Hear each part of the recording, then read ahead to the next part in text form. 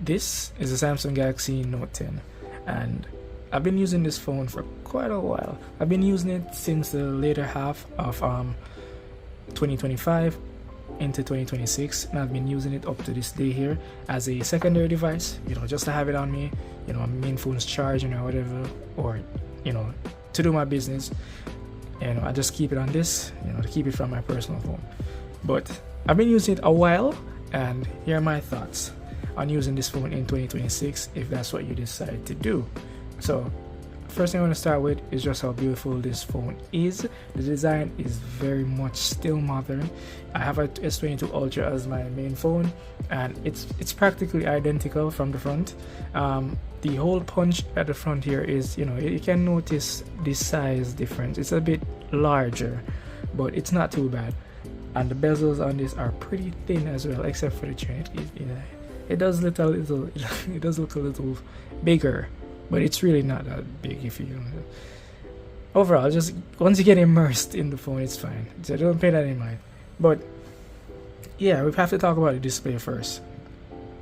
So this is a 1440p Super AMOLED display. Unfortunately, it is at 60 Hz. It came out around the same period as the S10. It's a Note 10, so of course there was no 90 or 120 Hz displays for these phones as yet. But using it, coming from a phone that I use every day as well, my S22 Ultra, that's 120 Hz, to be honest, I can feel a slight difference, but it's really not bad. I'd say it kind of feels like there's a slight lag-ish, but it's really not noticeable. Once you start using the phone for like a good 2 minutes, you kind of forget. But this is just what happens when I switch directly from my S22 onto this phone. I can feel that little bit of delay. The screen isn't as smooth, but the overall design of the phone is very sleek, very modern all the same, and it's very sexy. The back of my ear is cracked, so boom, I need to get that repaired, a new back glass and stuff. But let's just look at this. Oh, that is very beautiful, and such a beautiful phone to look at in person too as well. And I do love that the S Pen on this device here is also blue, so it's just a nice touch.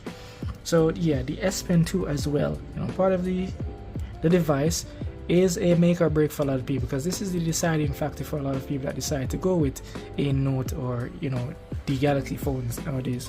And in terms of usability, it works flawless. It feels just as good as the one I'm using on my S22 Ultra, and yeah, all I can say, no delays, everything feels fine.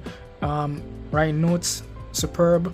I don't draw much on my devices, I'm more of a physical guy, but when I do, it works great. I like to make little doodles, and that's one of the things too, that's one of the main reasons, I should say, why I love the Galaxy Ultra lineup, because of that S Pen. It's so versatile, especially when you sign your signature, Next thing I want to talk about too is the performance. So if you're going to get this phone, bear in mind, this has the Snapdragon 855 in it, the same as the S10. My device here, I actually can't remember how much RAM it got on it. That is, I believe it's 3 or 4 gigabytes of RAM.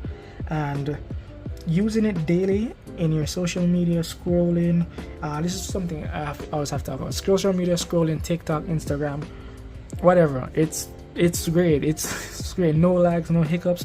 Look how buttery smooth that is. That little test they always do. I'm not pretty good at it, but but yeah, it does that. It does it well. So social media, multimedia, anything related to that, just everyday usage, it is superb. No problems whatsoever. But when it comes on to gaming though,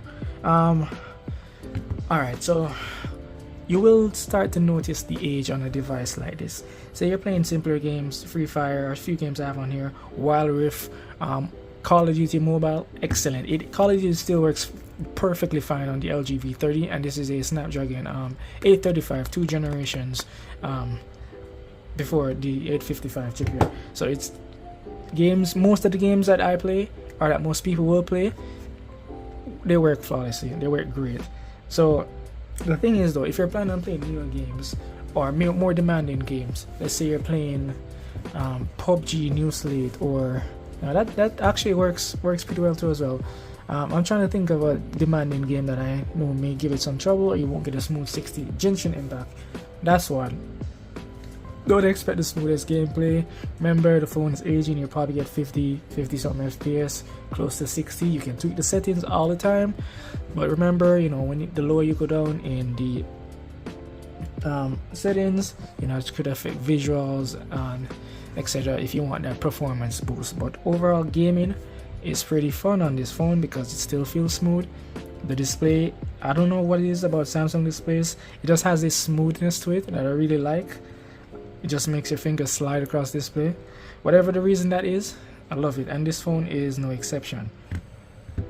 Alright, so if you're interested in the boring stuff now, like calling, in terms of signal reception, works great on this phone.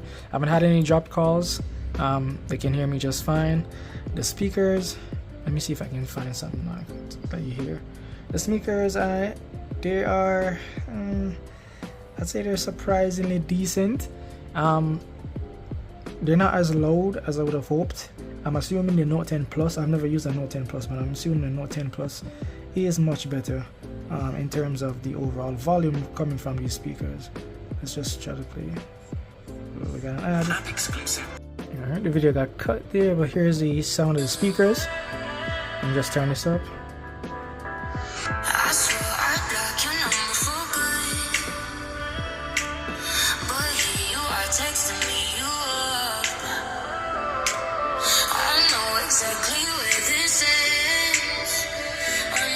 Alright, see, they're pretty decent, as I said. They're not as loud, and the reason I say that is because when you're outdoors using the device, if you watch videos outside with the flow of traffic and stuff like that, which I do sometimes when I'm at work and I go to take a break outside, you do wish for more, but that's fine.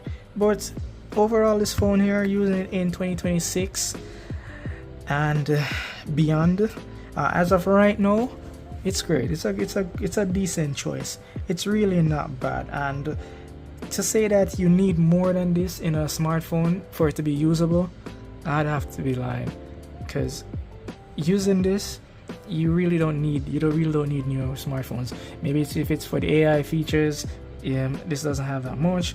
The only AI feature I really noticed on this is say you take a screenshot. How do I can't figure out how to access it, but it does have that thing where it auto crops for you or assumes where you'd like to crop. But again, overall as a device, this is awesome, and I'd recommend it to anyone who doesn't need too much or they're on a budget. This is the phone for you. So do consider looking into the Galaxy Note 10. This was just a quick video here. If you guys want to see anything more on this phone, or you'd like me to speak anything differently about anything different about this phone, whether it's more into the S Pen or whatever it is, just let me know, or gaming test maybe. You say the word. But that was my review of the Galaxy Note 10 in 2026. Thanks for watching, guys. Enjoy the rest of your day.